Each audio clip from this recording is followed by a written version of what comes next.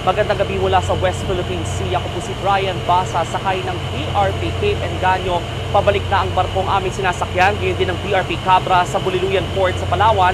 Matapos mabigo ang pakikipagnegosasyon ng Philippine Coast Guard sa China para makadaan tayo malapit sa Escoda Shoal kung saan nakaangkla ang BRP Teresa Magbanwa.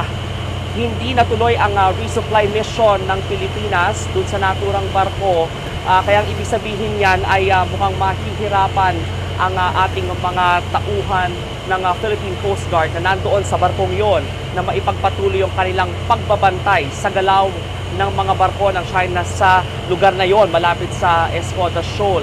5 oras na nakapirmi nga sa laot kanina ang BRP Cape Engaño habang nakipag-usap sa radyo ang mga tauhan ng PCG sa China upang ipahayag ang kanilang tanging pakay kung bakit sila lalapit sa Escoda Shoal. Yun ay para maihatid nga yung kinakailangang pagkain, tubig at gamit ng kanilang mga katropa sa BRP Teresa Magbanwa na nakaangkla na roon ng abot sa 4 na buwan.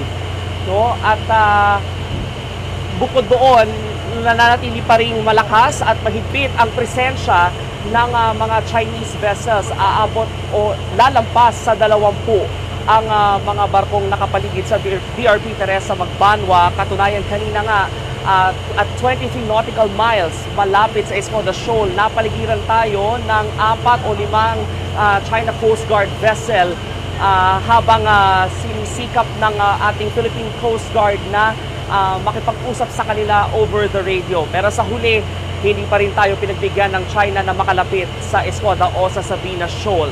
Aalamin natin ngayon sa Philippine Coast Guard kung susubok muli sila sa resupply mission, kung iisip sila ng ibang paraan para maipadala yung mga kailangang gamit, pagkain at tubig ng mga katropa nila sa BRP Teresa Magbanwa, kung ano ang magiging susunod nilang hakbang.